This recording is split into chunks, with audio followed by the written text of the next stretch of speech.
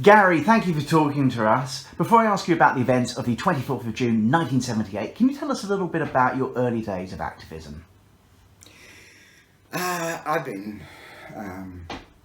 finding my homosexuality and meeting people and having experiences, etc., for a few years. I think 1973, when I was 26, I moved into the gay centre. But I should say before that, there was Australia Street, which was a very activist household with filmmakers and a whole lot of people in Camden. That's where Gay Liberation had been, and one place before that, in Glebe Point Road. And then I moved into 33A Glebe Point Road, which was very informally set up. It was just paid for by the rental of the people who lived there. There were 4 little rooms upstairs, and one of those we made a little office, and there was the rear of a shop front down below. So a big open space with its own little kitchen and toilet downstairs, and announced that it was the gay centre, and yeah, that worked pretty well. Have you been quite involved with groups such as Camp New South Wales? Not so much camp, although I went to some of their events. They were up in Darling Street in Balmain, lovely old stone house with the fire engine boys next door peering over the fence and us peering back and stuff like that. Used to have barbecues out back. Yeah, certainly not activism. I had some social contact with that, but once I got involved with Gay Liberation at the Gay Centre, it was we had a lot of fun.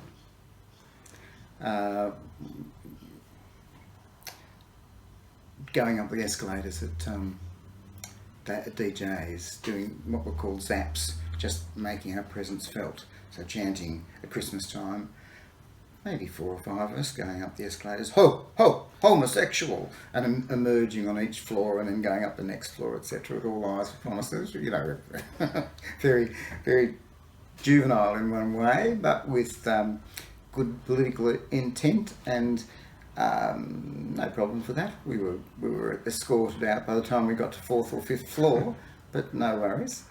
Did people react? Apart from obviously the people escorting you out, did members of the public react? People escorting us out were perfectly polite. Some of them may have had realised that this was a publicity stunt, and just making Gay Liberation known. And we didn't have bad responses from anybody. I mean, there may have been people looking aghast. There were certainly people looking. I've never been so impressed with people who are so ill at ease with their own homosexuality that they're very, very fearful. And of course, that's been the major issue, really, about shame, imposed shame and guilt.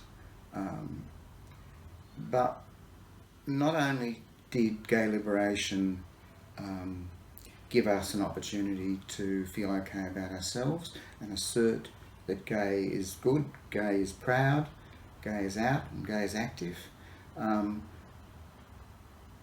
it gave other people the opportunity to say, oh God, they look like people. These are not monsters. And it brings it out of the clouds of mystery and the defamation that we were subject to from all quarters, from the church and from psychiatry and from education and from the law.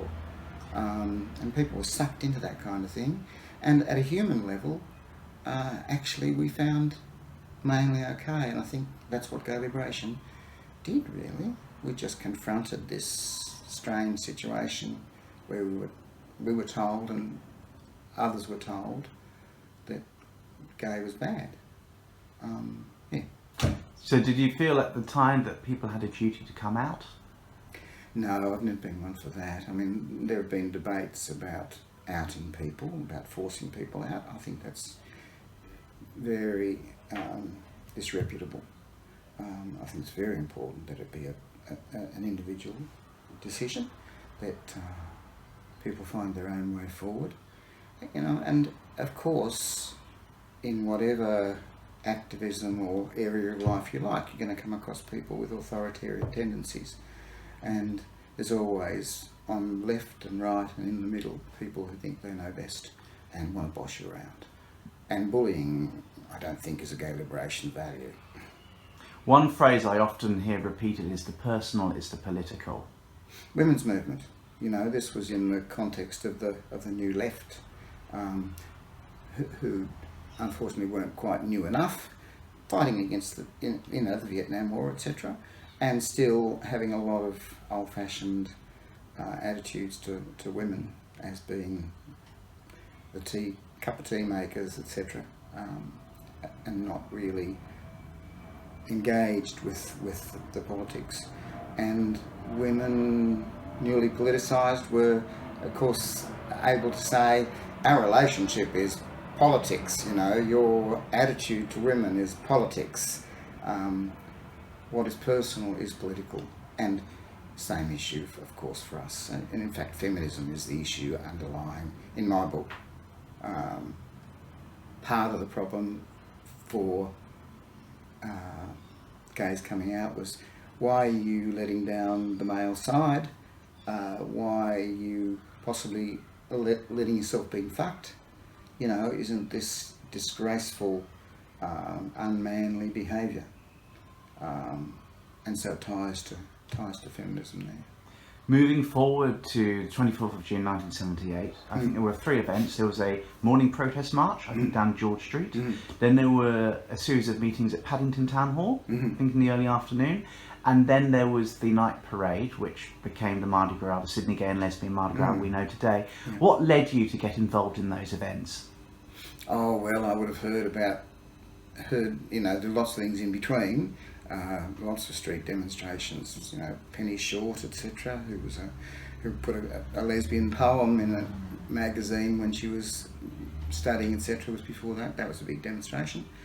But that particular one, I'm not sure whether I went to the morning. I don't have a very clear memory of that. I certainly went to the what was it called? Paddington Town Hall.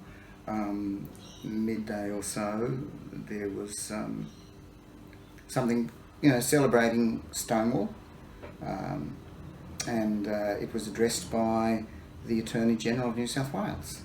So really playing into that pretty straight kind of politics, but he was somebody who was dedicated, Frank Walker, was dedicated to addressing police corruption. And so part of that, he understood quite well, was that the police were taking money from the gay bars.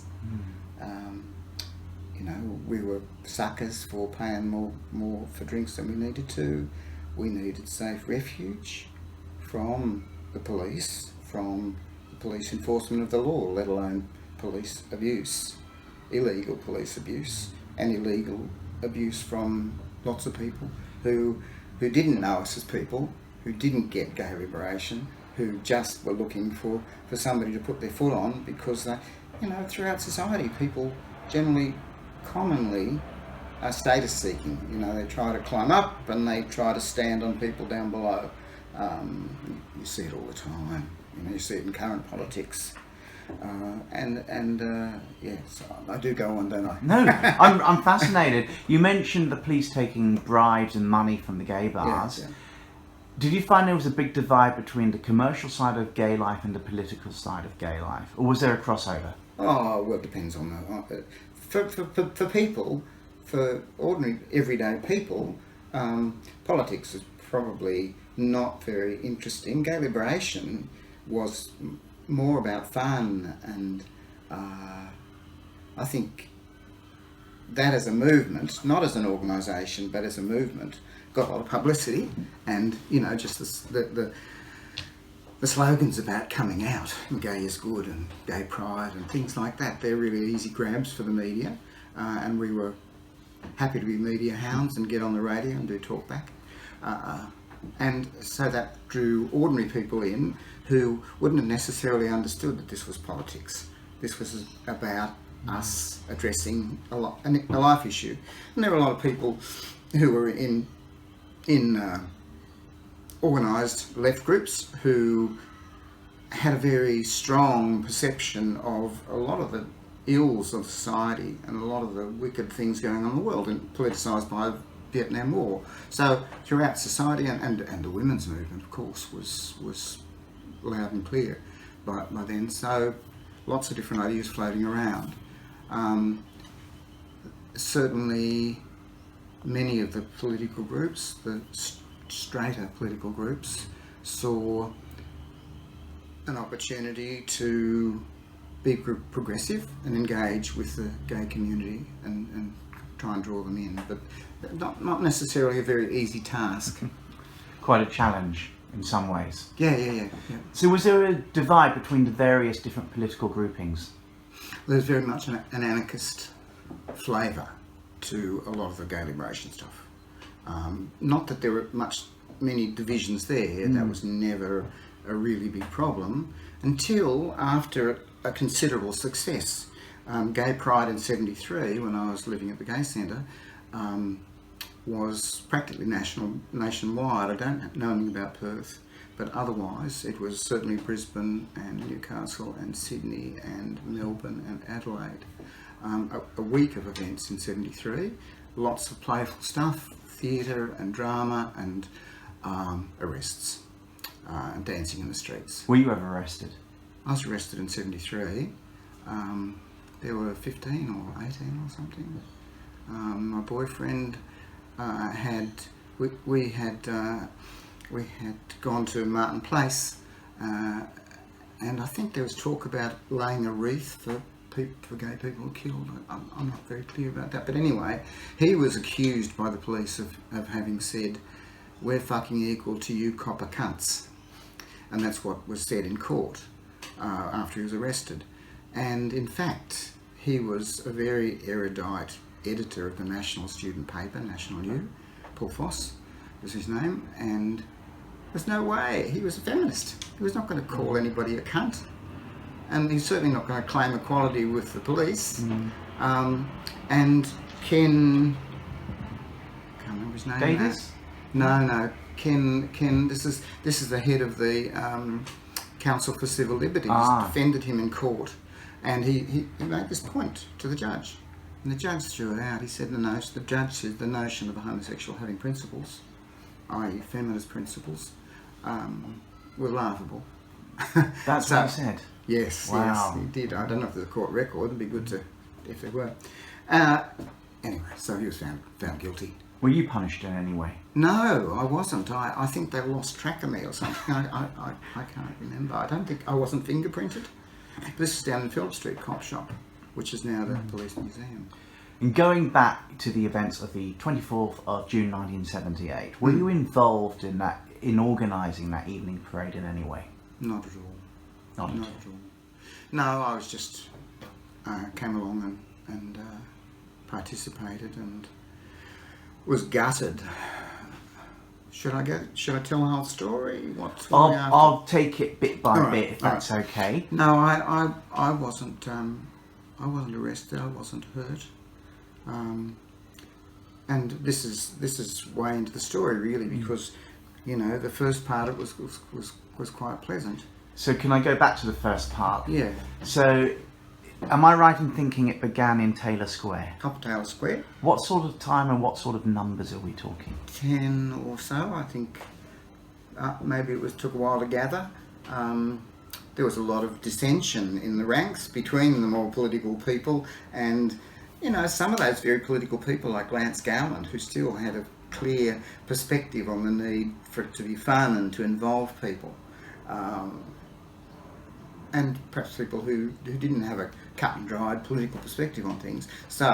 And it did relate to police corruption and etc. So one of the chants coming down the street was out of the bars and into the streets. And so that was also a lot of fun.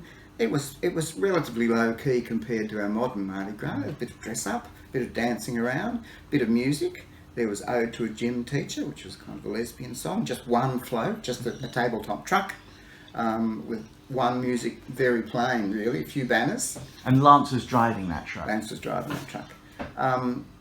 You mentioned Ode to a Gym Teacher. Any other songs you can remember? Yeah, and Tom Robinson's Glad to be Gay.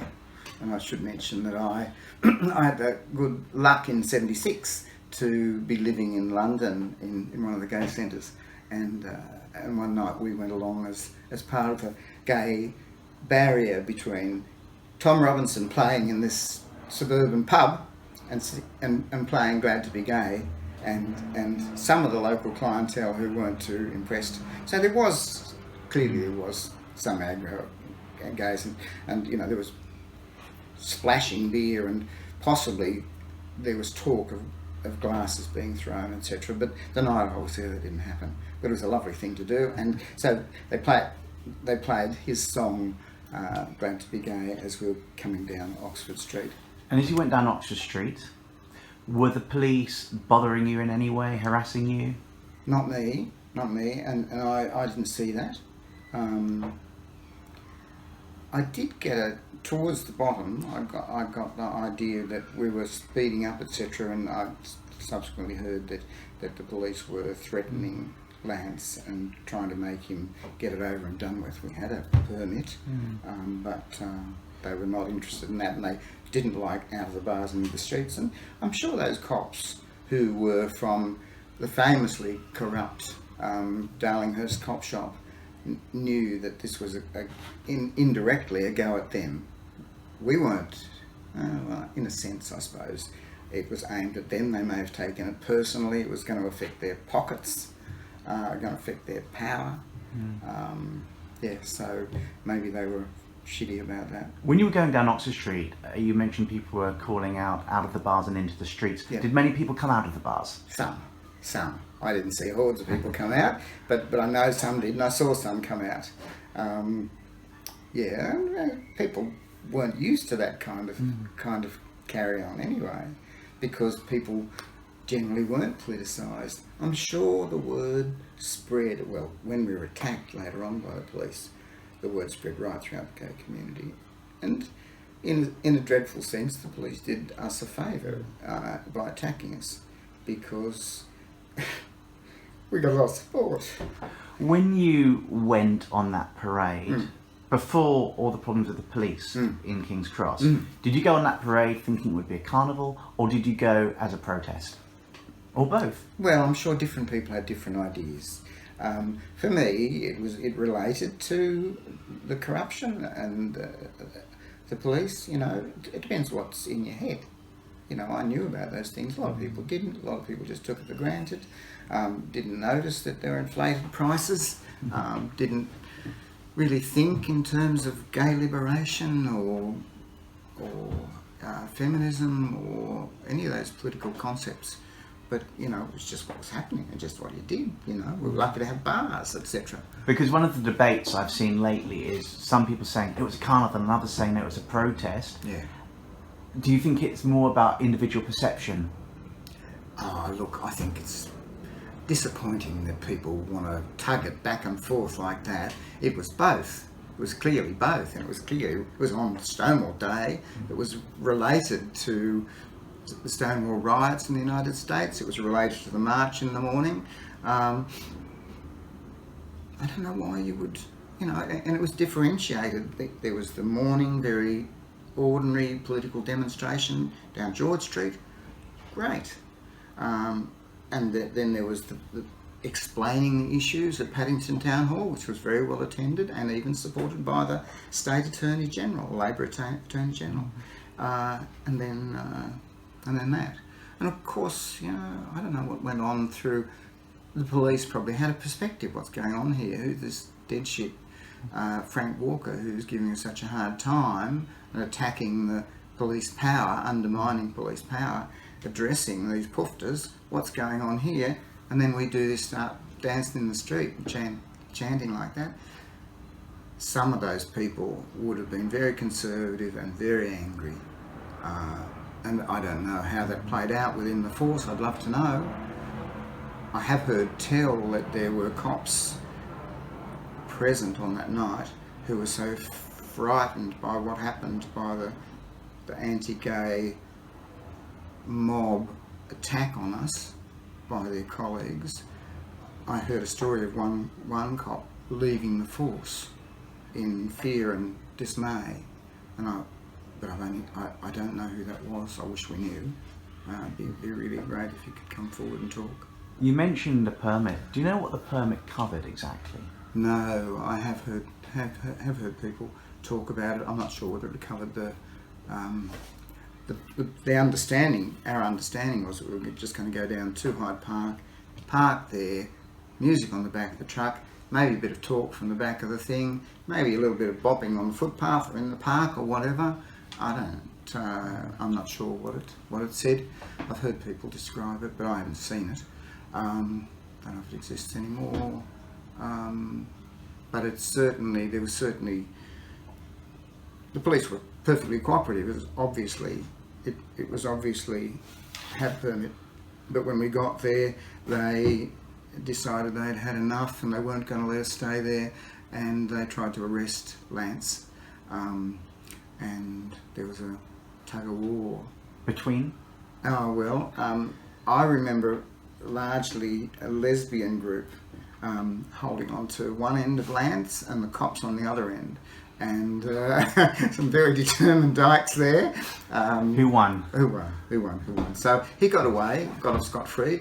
Somebody said off to the cross, and everybody decided to do that. So this long journey, really along College Street, and apparently some people went other ways, but mainly along College Street and up William Street. Were people walking or running or walking at a fast pace? Well, I think at the front they may have been. I was probably less energetic about this. I didn't explain why I wasn't involved, because I had been very politically active earlier, and I want to say that. After the great success of '73, there was what I understand to be a fairly straight left, I mean, not the gay, but with very straight political notions, move to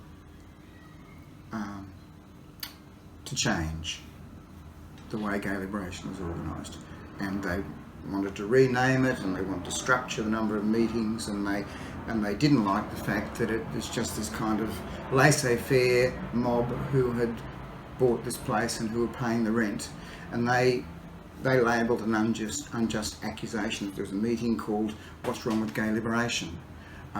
Just a few weeks after the actual September Gay Pride Week. October, this "What's Wrong with Gay Liberation" was announced in the Sydney Gay Liberation newsletter, and people came along and they said, these people are banning us from access to the office upstairs.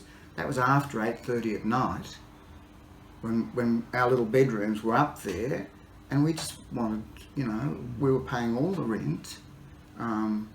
There was nobody had complained about this. It was just a polite request that after 8:30 upstairs be left to us.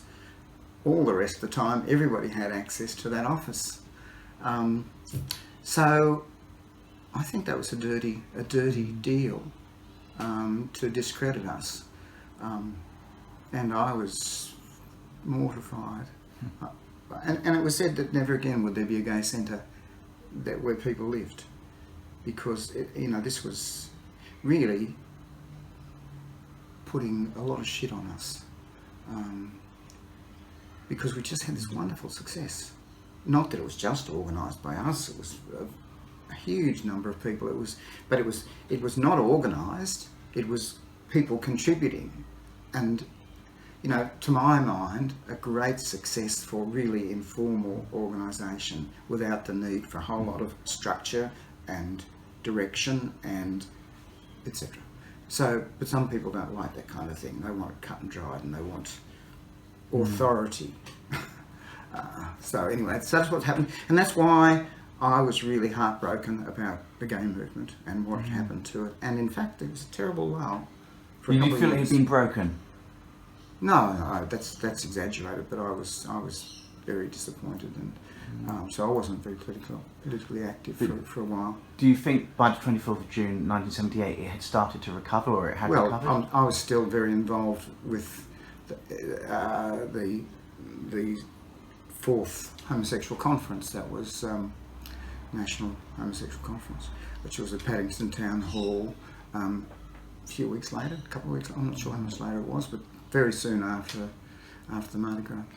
So you went down William Street towards the cross. You went up Darlinghurst Road. William Street, and by the time I got there, I didn't see what had happened. People had gone to the fountain, which is kind of seen as the centre of King's Cross. The El Alamein fountain. That's right. And so there's a photo or two of everybody grouped around that, and it was then I heard. And I was just arriving up there in the cross. I was a bit tardy getting up the hill. I saw a row of many paddy wagons coming along Darlinghurst Road, and with their lights flashing, etc.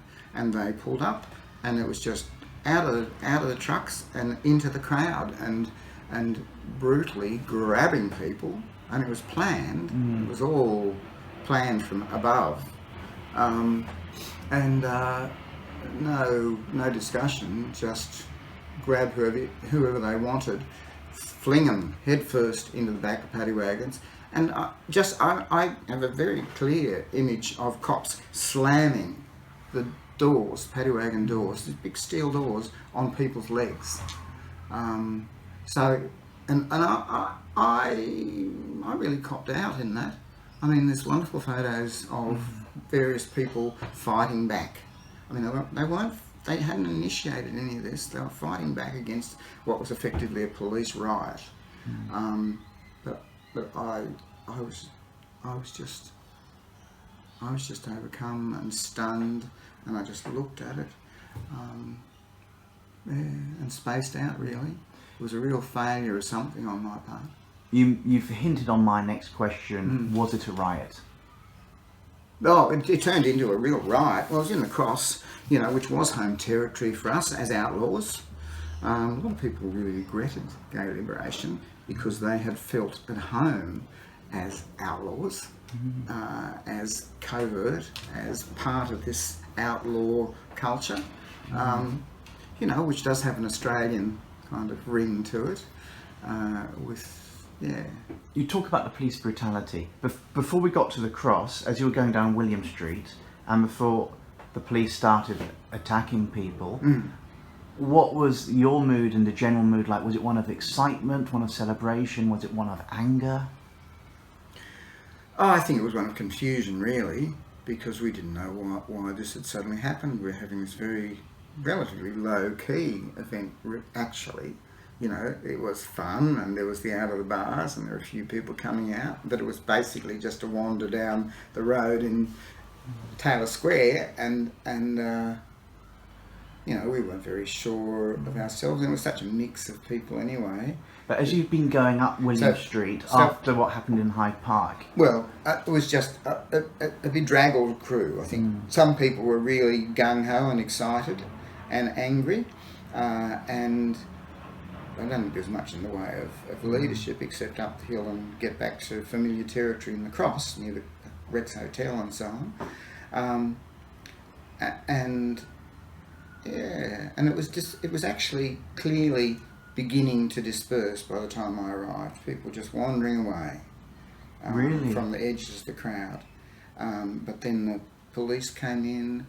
They had apparently given an order to disperse, and then 10 seconds later, this is just a legal nicety. They give you an order, and then they can lay into you. And they did. Some people have remembered, I don't know if you do, being surrounded at both ends by the police, so they couldn't actually physically get away. Well, I think that's true. I think there were police at both ends, and you were just unlucky if you were just pretty lucky if you were able to get through it. But it was in the middle of the cross, which is a busy place, and there are a lot of people in the cross who have very negative feelings about the police. So other people joined in. From the bars and clubs? I suppose, I don't know, just passers by. People heard the screams and yells and sirens and came out to look. And people, it's very much an us and them situation. It's a bit of a larrikin Australian situation for people to be against the law. And so there were garbage bins flying and all sorts of carry-on, etc. So it turned into a kind of general riot, but it was instigated by the police. You mentioned the police slamming doors, paddy wagon doors on people's legs, and limbs, etc. Do you remember them using their batons at all? I don't think I do have a clear memory of that. Fists? Fists, yeah, fists. And and throwing people, picking people and throwing them. Did you see any blood or anything like that? I didn't. It was dark. I don't know. Yeah, and I was, and this is a testimony of somebody who wimped out. Really, not so much. There's somebody recently talking on one of the Facebook sites about how he'd never been able to talk about being part of it or being a 78er because he'd been so frightened he'd hidden under a car. And I think there are probably a lot of people like that. It was pretty fucking awful. How frightened were you? I don't think I responded with overt fear. I think I responded by spacing out. Different people respond. I'm a psych nurse. People respond to those kind of situations in different ways. When you say space out, can you expand a bit? What you mean by that? Do you mean you just went numb? Did you black out? Or No, I didn't black out or anything so dramatic as that. I just think I kind of withdrew into myself, and numb is closer to it, and dismay, and I suppose there must have been fear in there somewhere, and I just backed off, and I just went away. Did you see the police vans leave? I mean, how long until they left? Did the police hang around a while? Were you still there when they all dispersed? Oh, well, they were. I saw them filling up the paddy wagons and leaving. I don't think it was so neatly orchestrated as one major dispersal, but people were trying to get away. I wasn't the only one. Other people were right into it. Some people's blood was up, quite understandably, quite appropriately, because this was all an unprovoked. There was never any provocation of the police. And the provocation by the police, what do you think caused that? Was it that they were homophobic, they didn't like gays and lesbians, or was it that you stood up against authority? What drove them? How could I know? How could anybody know? That's where it would be good to get some testimony from some of those police, because you can't know that. You've got this institution which is about maintaining law and order. The new police commissioner was in the Herald yesterday, saying how decrying the protests. The people saying, well, maybe now we get rid of those police dogs because it's counterproductive. It doesn't achieve anything. It just ruins the night for many people. Maybe we can start legalising some of the drugs to the extent that you can get them tested, because the evidence is very strong. I'm a psych nurse. That the problem with drugs is the illegality, is the fact that you don't know what you're getting, is the fact that you can't get it assayed, so you can't tell. So people, or that people confronted by the police coming towards them will swallow a handful of whatever they've got and possibly die from it. Those are the problems. But this new police commissioner says people have got to realise that they've got to respect authority. They've got to do as they're told. I mean, what age, what century is he from? Anyway. So, the police left, bit by bit. What happened then? What did you do? Did you go home? Did you go to the... I went home. I went home. I don't remember any details. I was back the next day to see what was happening. I don't know. Maybe I contributed money.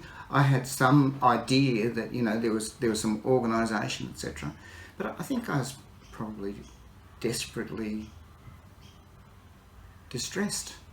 In shock? Well, probably. Shock's probably, yes. So you said you went. Where did you go to exactly? And I want to say, you know, I am a bit of a wimp, and I'm a sissy, which is one of those links between feminism and gay oppression.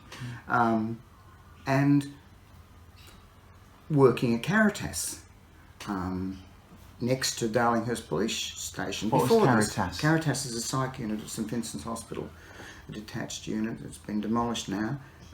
It had some very positive things about it for psychiatry. And I used to hear, when I was on night duty, I used to hear the screams from the cop shop, from Darlinghurst cop shop. You know, I used to hear them beating shit out of people. And another time I heard screams, Forbes Street, no, the street behind, I can't remember the name of the street, screams from the street, and I went out to see, and I could see a woman being chased down the street, and I went out to see whether she had got away.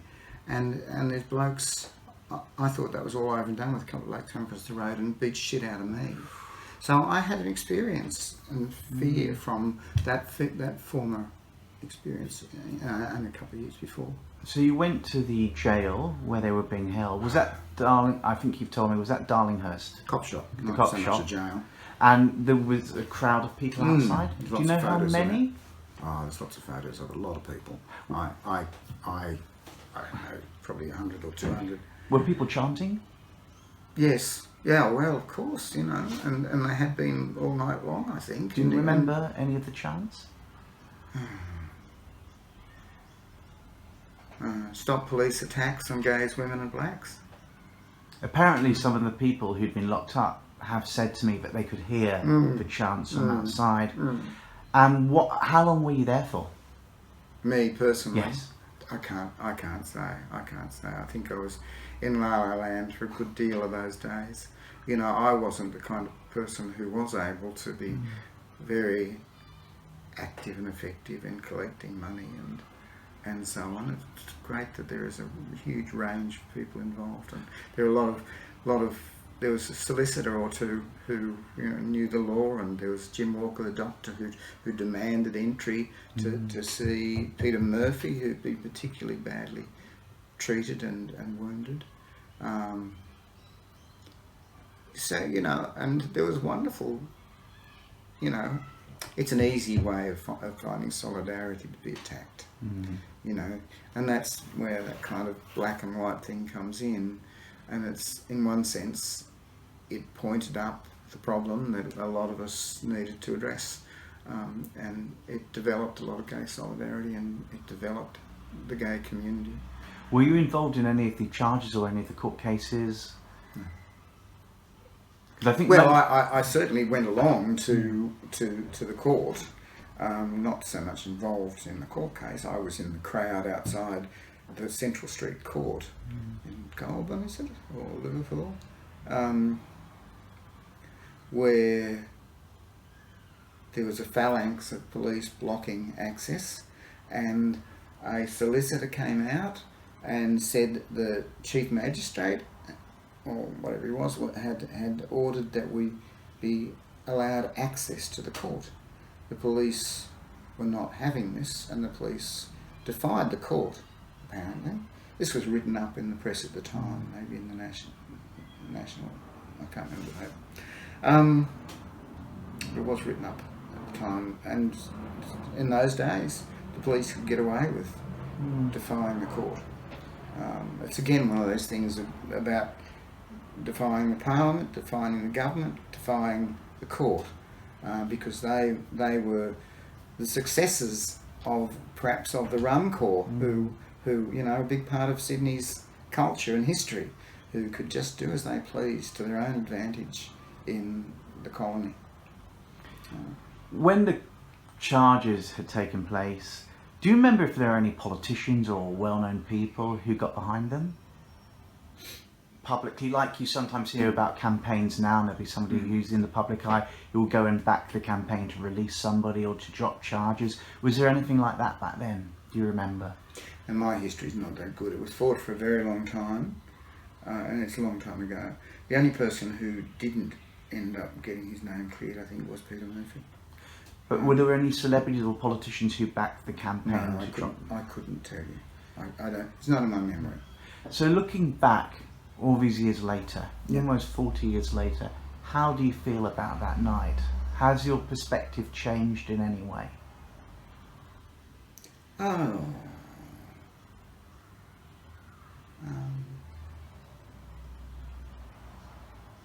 Well, I probably wasn't so clear about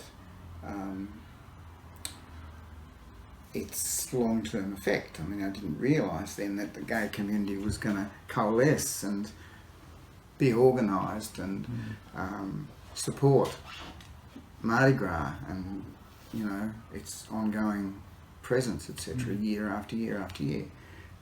Nowadays, I'm a 78er and I'm a bit active with some other 78ers who want to see more political awareness. I mean, there have been times in Mardi Gras when people have been forbidden from having political floats, or, you know, so those issues are really precious to me. I mean, I don't mean political in the sense of vote Liberal or vote Labor. I mean raising community concerns in the Mardi Gras. That should be basic. That's what the Mardi Gras was about. And there should still be a very big place for that. And there's less and less place.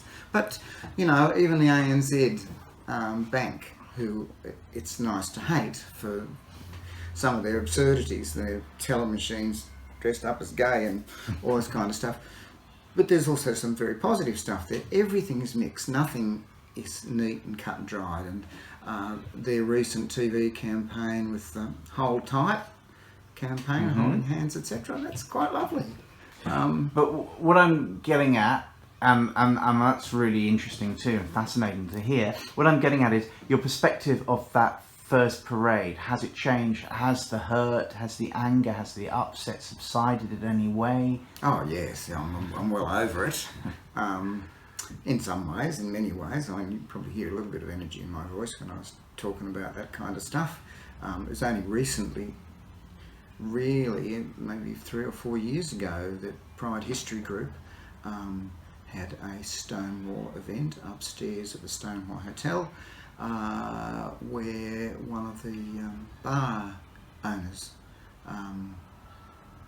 gave a talk, which we've got on record, where he talked about stuffing envelopes for the police. So very important stuff, but I don't think we had any evidence until very recently. And it's very hard to know how that should be used. It certainly needs to be widely known that, you know, solid evidence that that's what's going on, because some conservative people want to say, oh no, of course the police wouldn't do something like that. Unfortunately, power does corrupt. People take advantage of their situations. It's the same. It's not a different situation to people who are developers or councillors in league with developers who are taking advantage of their situation. Getting to the apologies now. Yeah. There's been 3 apologies. I think the first was Fairfax, although there were 2 apologies, I think, with Fairfax. How do you feel about that apology? Well, the first one we were very annoyed about. The second one was very well worded, but was only in the online version of the Herald. It wasn't in hard copy. But it was good. Sincere? I think quite sincere. I have my thoughts about the editor at the time. I think he was, in one way or another, he was quite sincere. You could tell that from hearing him deliver the apology to a group of 78ers. And what was that apology for exactly? Oh, for having published the names and addresses and professions of all of the people who were arrested in 78. Thanks for bringing that one up. Yeah, because they possibly kill people who were kicked out of home and lost their jobs and were quite young and were very tender in their capacity to say gay is good, and who weren't necessarily stable enough to cope with that kind of public abuse. And the Herald tried to say initially that this was just ordinary procedure, which is not much of a defence really. And in any case, they had gone in. There's a lot to be thought about that, because one of the main proprietors of the Herald was gay. So maybe there was an internal shit fight going on. Who knows? Before I get to the parliamentary apology, do you think that first Mardi Gras in any way led to law reform? Oh, yeah, well, how could it? Yes, I certainly do. I think it was very important. I don't think we would have had the community solidarity, and I don't think people had the strength of identity to find that we could, in fact, stand up to police brutality at an institutional level. We could stand up to abuses of the law. We could confront the illegality of homosexuality. You know, I'm not a big one for the central importance. It's got symbolic importance about, and certainly for people who fall foul of police prosecutions, etc. That's very important. But I don't like those people who felt like we pleaded with Parliament to give us our rights. We demanded our rights and we got them. The parliamentary apology, it was delivered in 2016 by Bruce Notley-Smith, who's the State Liberal MP for Coogee. How did you feel about that apology? Very good, very good. But, you know, I was there in Parliament for it, and the current Premier spoke well too, as did the head of the Labor Party, the leader of the Labor Party, and the Greens, particularly the Greens. So there's a cross-parliamentary rainbow coalition across the parties that had fought for that, including Bruce. And they did a great job. They didn't get well supported in Parliament. The Premier at the time only made a very brief appearance in the House. Many of the Liberal Party didn't support Bruce, weren't there. So mixed feelings about that kind of thing. Sincere? Well, certainly on Bruce's part it was sincere, certainly on the part of those Liberal and Country Party and Green and Labor politicians that supported it, and they managed to get it accepted. So that's something, but there's also some cowardice perhaps on the part of others who didn't want to show their face on the as being in Parliament at the time. And certainly subsequently the so-called police apology was pretty slim. That was my next question. But just before I go to that, the then Premier Mike Baird didn't issue the actual apology. Some people have said he should have done. What do you think? Well, yes. He certainly should have been. He should have been backing it all the way. Do you accept the apology though from Parliament? Oh yes. I do. The police apology, delivered by not the police apology. No. Delivered by Tony Crandall. That's right. Yeah. Senior well, for officer. what it is, I accept it. You know, although I don't think it really covered the reality of police brutality. So you know, that's. What would have made it more acceptable to you? Well, it probably should have come from the top cocky. The Commissioner? Speaking for the whole police force, it should have been an opportunity for the head of the police force to turn a corner away from abuse, from authoritarian rule. Clearly, from what I said before, the new Commissioner wants us to kowtow no matter what, you know. The police tell you, you do it. And that's not our democracy. And that's not the way adults should be treated in a democracy. We're getting towards the end, so don't worry. I'm not worried. Good. I love chatting with you. I find it so interesting. But how do you feel about the parade today? The current parades we're having? Oh, some good, some bad. You know, yeah, it's very mixed. I think somehow or other, the Mardi Gras doesn't have enough resources to really support community involvement, which is really what it's got to be about, you know. There needs to be a lot more space in the workshop.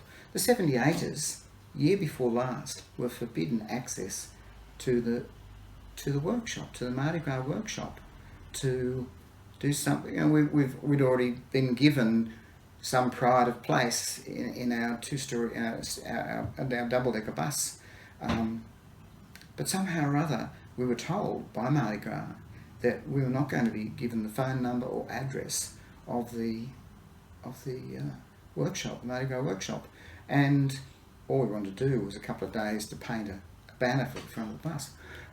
Weird. We got some help from some other people at a personal level, from people who were involved.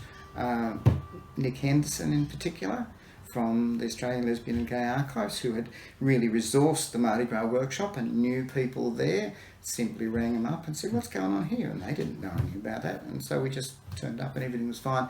At a personal level, that really worked nicely. But the both then and now, the workshop just isn't able to resource enough people. And you know, I think the new CEO seems to be great, but when she was hired, the terms of her job description, etc., said nothing about the community, nothing about engaging with the community, supporting the community development, none of that. It was all about business plan.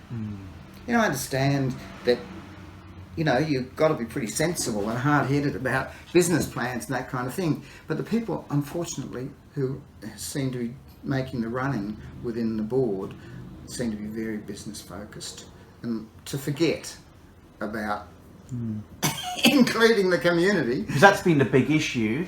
One of the complaints has been that Mardi Gras has become too commercial. Well, they're trying to survive, but yeah, there's no point in throwing out the baby. What advice then would you give to organisers, if you could, about improving the parade and the whole Mardi Gras? Yes. Oh, well, somehow or other, I think they probably need to do some tough negotiation with the government, who presumably really relish the huge amount of money that the Mardi Gras brings in. We need to demand better resourcing so we can have a proper community workshop and people can go in and develop their ideas with support, with artists, and, you know, have a lot of fun doing that kind of thing. And none of the authoritarian stuff. There have been weird times in Mardi Gras history where they've tried to forbid us the right to take photos. You know, we're lined up at the beginning, we're not allowed to take photos of one another. I mean, really dumb stuff. You mentioned the Mardi Gras parade. You're on the 78er bus, which is near the beginning. Yeah. How do you feel when you're on that 78er bus and the crowd are cheering and clapping you on? In fact, some of the loudest cheers are for these 78ers. How do you feel? Well, pretty good. That's pretty good. That's pretty good, especially this year and last, when you know we've had this publicity about the apology and so on. That's nice, but it's very hard to get the word out about. I really appreciate you doing this kind of thing. Thank you. About what the original Mardi Gras was for. And do you feel that Mardi Gras, obviously there were a couple of hundred of you, a few hundred of you who are 78ers, do you feel it's all your baby? Do you feel Mardi Gras is your baby?